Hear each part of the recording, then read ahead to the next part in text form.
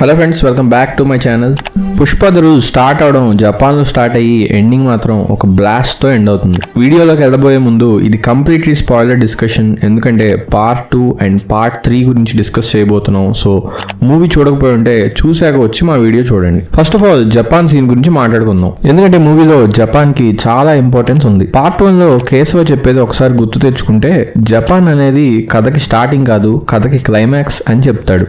అంటే పుష్ప 3 ఒకవేళ వస్తే దాని క్లైమాక్స్ జపాన్ లో ఎండ్ అవబోతుంది. కానీ పుష్ప 2లో మాత్రం పుష్ప జపాన్ కి వెళ్ళినట్టు ఇంట్రడక్షన్ ఇస్తారు. అయితే ఈ సీన్ లో మనకి చాలా డీటెయిల్స్ ఉన్నాయి. అన్నిటికన్నా ఫస్ట్, పుష్ప 40 రోజుల నుంచి ఏం తినకుండా కంటైనర్ లో కూర్చొని తన డబ్బుల కోసం వెళ్తాడు. కానీ ఇక్కడ మీరు నోటీస్ చేయాల్సింది ఏంటంటే, పుష్ప వేసుకునే బట్టలు ఇవి పుష్ప 1లో కూలీగా ఉన్నప్పుడు వేసుకునే బట్టలు. అంటే పుష్ప ఇప్పుడు మళ్ళీ కూలీ అయిపోయాడా?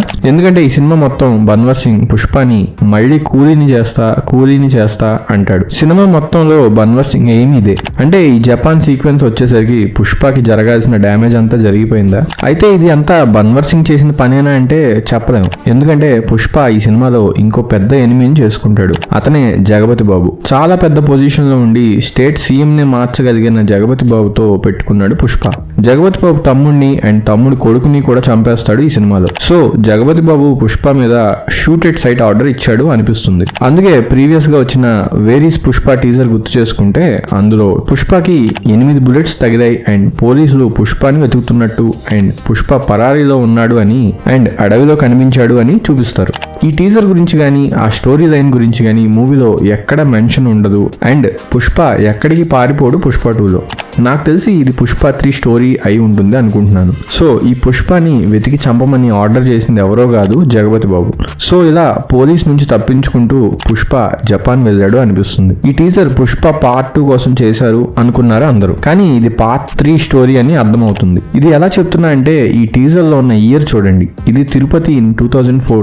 కానీ పుష్ప 2 చూస్తే సినిమా ఇంకా 2004లోకి వెళ్ళలేదు అని అర్థమవుతుంది. ఈ సిటీ కేబుల్ది కూడా పార్ట్ 2లో చాలా ప్రామినెంట్ గా యూజ్ చేశారు. అండ్ ఈ అమ్మాయి క్యారెక్టర్ కూడా చిన్న చిన్న హింట్స్ ఇచ్చారు. అదే మనం ఈ టీజర్ లో చూసాం. అయితే ఈ స్టోరీ అంతా పార్ట్ 3లో అవుతుంది అనమాట.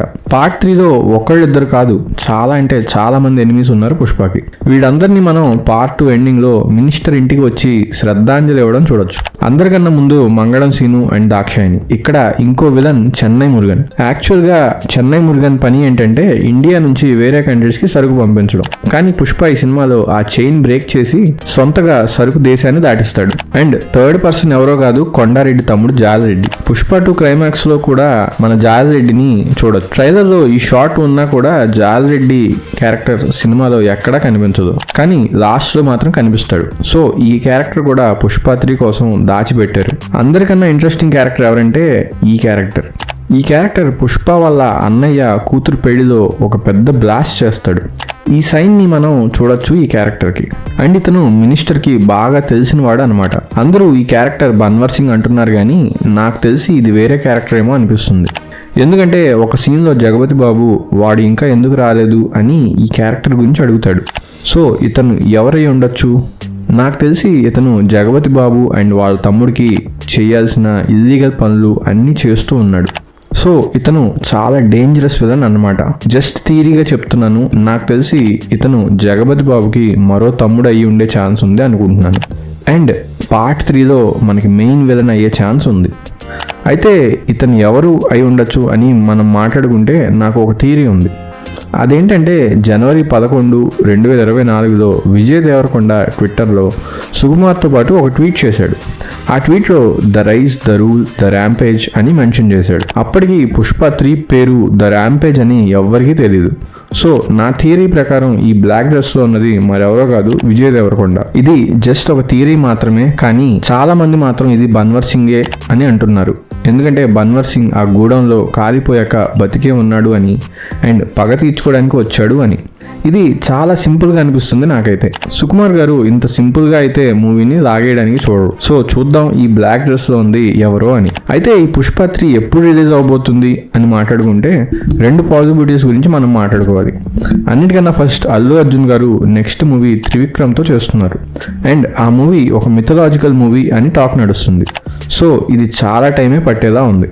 ఇంకోవైపు సుకుమార్ గారు రామ్ చరణ్ తో మూవీ చేస్తున్నారు అండ్ దాని షూట్ కూడా తొందరలో స్టార్ట్ అవబోతుంది. సో అల్లు అర్జున్ అండ్ సుకుమార్ ఇద్దరు ఇంకో 2 years బిజీగా ఉండబోతున్నారు. మేబీ 2027 లో మళ్ళీ షూట్ స్టార్ట్ చేస్తే 2028 ఆర్ 2029 లో మనం మూవీ చూడొచ్చు. ఇది చాలా లాంగ్ పీరియడ్ అండ్ అంత వెయిటింగ్ అంటే చాలా కష్టం అనే చెప్పాలి. అయితే షార్ట్ పీరియడ్ గురించి కూడా నా దగ్గర ఇంకో పాసిబిలిటీ ఉంది. అదేంటంటే మీరు కనుక ఫస్ట్ లో రిలీజ్ అయిన వేరీస్ పుష్ప టీజర్ గానీ అండ్ రీసెంట్ గా రిలీజ్ అయిన ట్రైలర్ గానీ చూసి ఉంటే ఆ ట్రైలర్ లో ఉన్న చాలా సీన్స్ మనకి ఫైనల్ ఫిల్మ్ లో లేవు. జపాన్ కి సంబంధించిన సీన్స్ గానీ అండ్ కొన్ని స్మాల్ సీన్స్ గానీ ఇవన్నీ మూవీలోంచి మిస్ అయ్యాయి. సో ఈ మెటీరియల్ అంతా ఆల్రెడీ షూట్ చేసి ఉంచారు అండ్ ఇదంతా పార్ట్ 3 లో యూస్ చేసుకునే ఛాన్స్ ఉంది. కానీ ఇది ఒక 30 to 40% మాత్రమే అయ్యే ఛాన్స్ ఉంటుంది కాబట్టి మిగిలిన మెటీరియల్ కూడా షూట్ చేయాల్సి ఉంది. సో ఒకవేళ ఇప్పుడు షూట్ స్టార్ట్ అయినా కూడా ఈ మూవీ ఖచ్చితంగా ఇంకో 2 years తీసుకుంటుంది అండ్ మనకి 2027 దాకా